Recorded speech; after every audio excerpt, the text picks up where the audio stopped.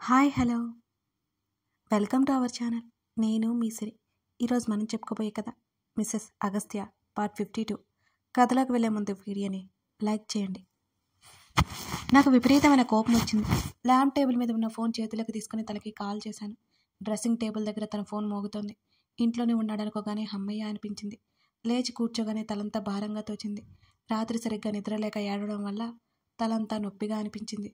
అలాగే మెల్లిగా లేచి ఫ్రెష్ అవ్వడానికి బాత్రూంలోకి వెళ్ళిపోయాను. నేను మరో గంట తర్వాత నేను కిందకి వచ్చాను. తన కోసం కళ్ళతోనే వెతుకుతూ సోఫాలో సెటిల్ అయ్యాను. వంట మనిషి వచ్చింది. కాఫీ ఇచ్చింది. సార్ ఎప్పుడు వెళ్ళారు అని అడిగాను నేను. తను ఇంట్లో లేడని నాకు అర్థమైపోయింది. ఉంటే కనీసం హాల్లో అయినా ఉండేవాడు కదా. 8కి వెళ్ళిపోయారమ్మా అనగానే పట్టరాని కోపం వచ్చింది నాకు. మళ్ళీ వంట మనిషి మాటలు కొనసాగిస్తూ 12 గంటలకు వచ్చేస్తానన్నారమ్మా. మీతో చెప్పమని చెప్పారు. టిఫిన్ చేస్తారా లేక భోజనం చేస్తారా అని అడిగింది నాతో. టిఫిన్ ఇవ్వు అనగానే ప్లేట్ తెచ్చిచ్చింది. ఒక వైపు టీవీ చూస్తూ టిఫిన్ తింటూ మరోవైపు కాఫీ తాగుతూ ఫినిష్ చేశాను. తర్వాత ఆమెతో కాసేపు మాట్లాడి 12 గంటల వరకు ఇంకా తను రాకపోవడంతో గదిలోకి వెళ్ళిపోయాను. తనకి ఫోన్ చేసి తిట్టాలని ఆవేశం వచ్చినా నాకు తన ఫోన్ ఇంట్లోనే కనిపించింది. చిరాగ్గా, అసహనంగా, విసుగ్గా అలాగే బెడ్ మీద కూలబడిపోయాను. 12 గంటలు దాటినా తను ఇంకా రాలేదు. అలాగే బెడ్ మీద వెనక్కి వాలి ఆలోచిస్తున్నాను. రాత్రి జరిగినవన్నీ ఒక్కొక్కటిగా గుర్తుకొచ్చాయి నాకు. తన ఆవేదన నా కళ్ళ ముందు మెదులుతుంటే తెలియకుండానే నా కళ్ళు చెమ్మగిలినాయి. ఏ ముఖ్యమైన పని వచ్చి వెళ్ళుంటాడో అని రియలైజ్ అయ్యాను నేను. అంకుల్ మీద ఎంత కోపంగా ఉన్నాడో నాకు అర్థమవుతుంది. తన తల్లిని ఎంతగా మిస్ అవుతున్నాడో నాకు బాగా తెలుస్తోంది. చిన్నప్పటి నుంచి అమ్మ కోసం తపిస్తున్నాడు, కానీ ఆ అమ్మ ఎప్పటికీ రాదు. అవును, ఎప్పటికీ రాదు. అన్నీ నేనే తనకు. తనంటే నాకు తన సంతోషమే నా సంతోషం. అంకుల్ తప్పు ఉందో లేదో తెలుసుకోవాలి.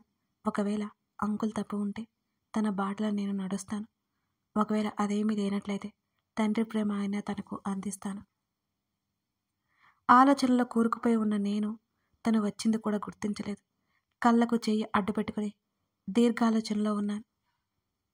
నా శరీరం సడన్గా గాల్లోకి లేవగానే ఉలిక్కిపడ్డట్టు చూశాను. నా పతిదేవుడు నా కళ్ళ ఎదుట ఉన్నాడు. తన చేతుల్లో నేనున్నాను. అప్పుడు కానీ ఊపిరి పీల్చుకోలేకపోయాను. షర్ట్లెస్గా ఉన్న తను చూసి ఎప్పుడొచ్చావు అని ఆశ్చర్యంగా అడిగాను. నాతో పాటు కిందకి నడిచాడు. నన్ను డైనింగ్ టేబుల్ ముందు దింపాడు. అంతకుముందు 2 గంటల ముందు టిఫిన్ చేయడంతో నాకు అంతగా ఆకలి అనిపించలేదు. అదే చెప్పాను తనతో. నాకు పెట్టు, తను నన్నే చూస్తూ చెప్పాడు. హ్యాండ్ వాష్ చేసుకువచ్చి తనకి తినిపిస్తుంటే, ఈరోజు మామూలు ఫుడ్ తింటున్నావు, క్యాలరీస్ పెరిగిపోతాయేమో, అసలే వర్కౌట్ కూడా చేయట్లేదు నువ్వు ఈ మధ్య అని తనను ఆట పట్టించాలని చూస్తూ అన్నాను నేను. అది జరిగే పనైనా నాకే తిరిగి కౌంటర్ వేస్తాడని నేను మర్చిపోయానుగా. నైట్ నా బాడీలో క్యాలరీస్ అన్నీ బర్న్ అవుతున్నాయి. ఇప్పుడు కొత్తగా వర్కౌట్స్ అవసరమేంటి అని అంటున్న తన మాటలకి ఆశ్చర్యంతో కళ్ళు పెద్దవి చేసి చూసి విషయం ఏంటో అర్థం అవగానే వెంటనే తన నోట్లో అన్నం ముద్ద కుక్కేశాను. హేయ్ సెనరిట మెల్లిగా అని నవ్వుతూ అన్నాడు. ఆ నవ్వుకి మైమరిచిపోయి వెంటనే తమాయించుకున్నాను. ఏం మాట్లాడుతున్నావు స్వామి నువ్వు అని చిరుకోపంగా అన్నాను. తను నవ్వేసి నువ్వు కూడా తినే అన్నాడు. పనిలో పనిగా నా పొట్ట కూడా నింపేశాను. మళ్ళీ భోజనం చేసి ఇద్దరం రూమ్లోకి వచ్చేసాం. ఆ గ్లాస్ డోర్ పక్కనే ఉన్న సోఫాలో తను సెటిల్ అయితే తన మీద నేను సెటిల్ అయిపోయాను. నా చుట్టూ చేతులు వేసి కళ్ళు మూసుకున్నాడు తను. హలో మిస్టర్ రావణ్ అన్నాను. అసలు నువ్వు మనిషివేనా? నీకిప్పుడు ఆ డౌట్ ఎందుకు వచ్చింది? లేకపోతే నువ్వు పడుకునేసరికి టైం ఎంతో తెలుసా? 2-3 అయింది. కానీ పొద్దునే లేచి ఆఫీస్కి వెళ్ళిపోయావు. అప్పుడప్పుడు ఇలాంటి డౌట్స్ వస్తాయి మరి అన్నాను కళ్ళెత్తి తన వైపే చూస్తూ. అర్జెంట్ మీటింగ్ ఒకటి ఉంది, తప్పక వెళ్లాల్సి వచ్చింది అని అన్నాడు తను. సరే కానీ నాకు ఒక డౌట్ వచ్చింది, అడగనా వద్దా? నిన్ను ఆపతరమా? ఏంటో చెప్పు. మరి నేను చెప్పిన తర్వాత కోపం తెచ్చుకోకూడదు. నువ్వు కోపడ్డావంటే నేను ఏడుస్తా అన్నాను తన్ని గమనిస్తూ. కళ్ళు తెరిచి నా వైపు చూస్తూ, బాగానే ప్లాన్ చేశావు ఏదో అడగడానికి, సరే అడుగు అన్నాడు నన్నే సూటిగా చూస్తూ. చిన్న డౌటే, అదేంటంటే మళ్ళీ చెప్తున్నా, నువ్వు కోప్పడకూడదు. కోపం వచ్చినా కూడా కూల్ చేస్తావులే నువ్వు, ఏంటో అడుగు అని అన్నాడు తను. మరి నీకేమో బామ్మ వాళ్ళు ఇల్లు ఇష్టం లేదు అని గమనించాను తన్ని. తను మామూలుగానే ఉన్నాడు. ఆస్తిపాస్తులన్నీ మీ డాడీవి కదా, అలాంటప్పుడు ఇల్లు ఆఫీసు అన్నీ ఆయనవే కదా, నీకేమో వాళ్ళు ఇష్టం లేదు, మరి మనం ఈ ఇంట్లో ఉండడం కూడా కరెక్ట్ కాదేమో అని తన్నే అడిగాను. తన్ని కించపరచాలని నా ఉద్దేశం కాదు, తనని ఆలోచింపజేయాలనేదే నా ఉద్దేశం. ఎవరన్నారు ఇది ఆయన ఆస్తి అని కళ్ళెగరేస్తూ అన్నాడు అగస్త్య. మరి కాకపోతే ఎవరిది అని అడిగాను నేను. తను లేచి సరిగ్గా కూర్చుంటూ, ఈ ఇల్లు నా కష్టార్జితం అని అన్నాడు. తన వైపుకి తిరిగి, ఏంటి అని ఆశ్చర్యంగా అడిగాను.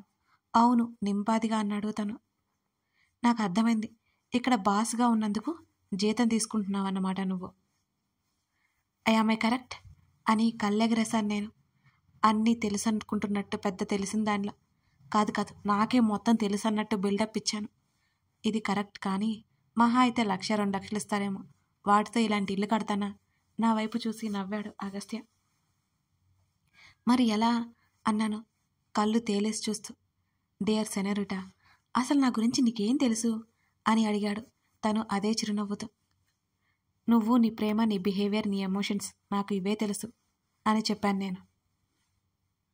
నా చుట్టూ చేతులు వేసి నా బుగ్గ మీద గట్టిగా ముద్దు పెట్టి, నీకు తెలియాల్సింది చాలా ఉంది అని అన్నాడు తను నవ్వుతూ.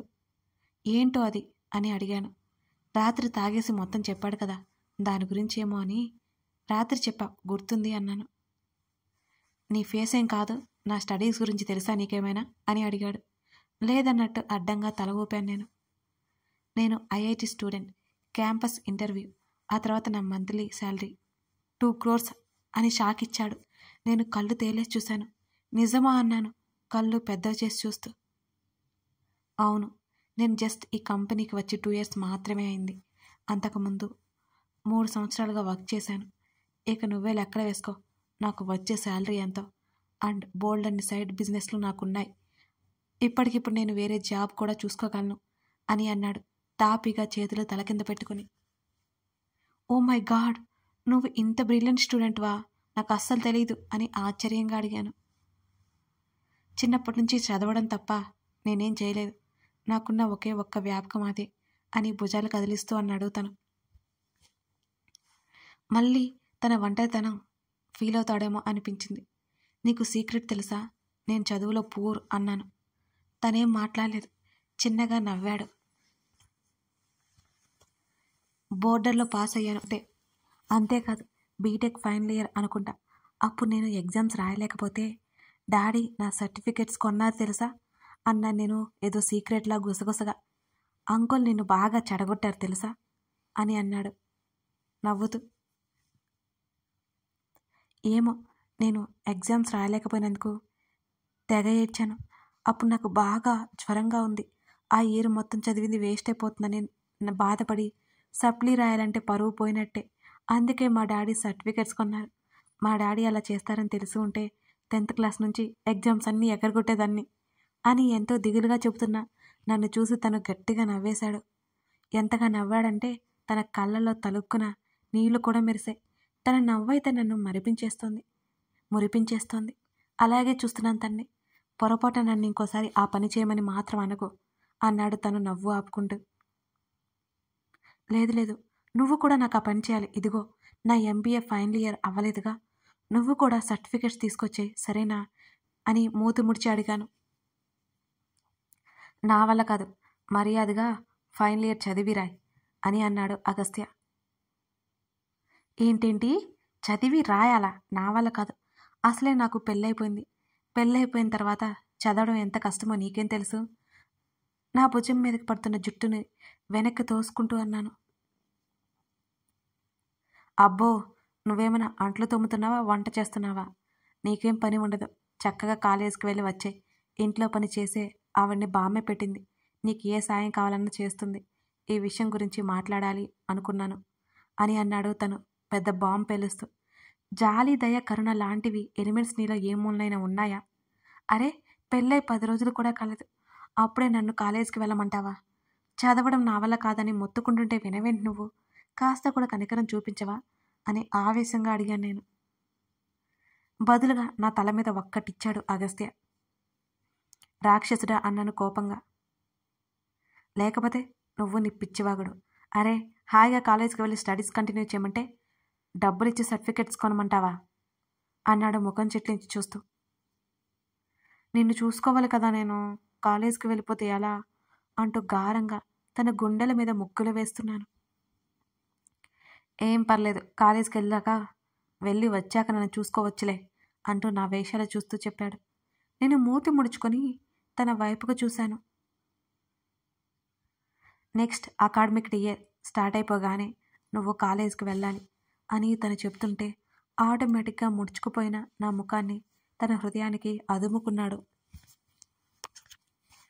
అసలే నేను చేయాల్సిన పనులు చాలా ఉన్నాయి, మళ్ళీ ఇప్పుడు కాలేజ్ అంటే అవన్నీ పెండింగ్ పడతాయి. ఎలా చెప్పాలి ఈ మహానుభావుడికి? వాటి గురించి తెలిస్తే చంపి పుడుస్తాడే నన్ను.